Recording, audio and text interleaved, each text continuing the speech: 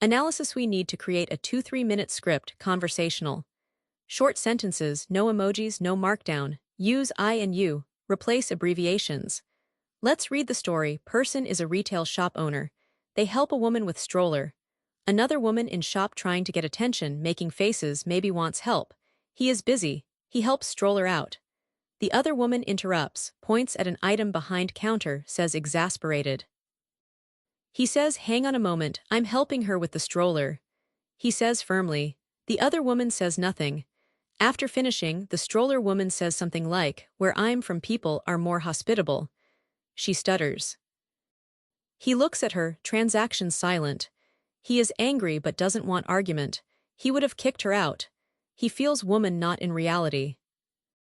We need to transform into fluid narrative. 2-3 minute speech. About maybe 300-400 words. Write as narrator addressing audience.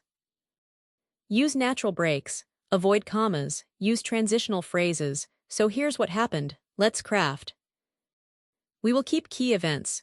Provide emotional arc. Setup: owner alone, helping stroller, conflict, disruptive woman, resolution, doesn't resolve but leaves. We'll keep tone family friendly.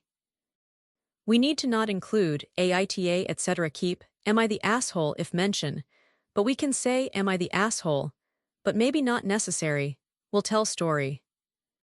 Let's write. We need to avoid emojis. Should mention I statements. Okay, let's craft. We'll open with, let me tell you, and close with rhetorical question. We need to avoid special characters.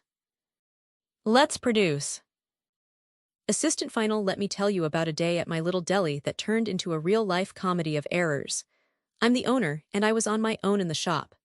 It's about 400 square feet, so it's tiny, but that's just how I like things, intimate. One morning, a woman with a baby stroller walked in.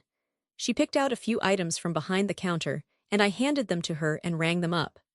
I was watching her carefully, making sure she had everything she needed.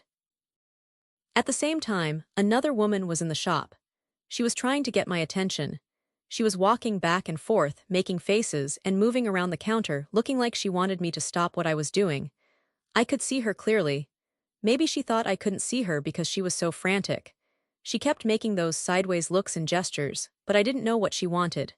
Maybe she wanted help with a different item, maybe she just needed me to talk to her.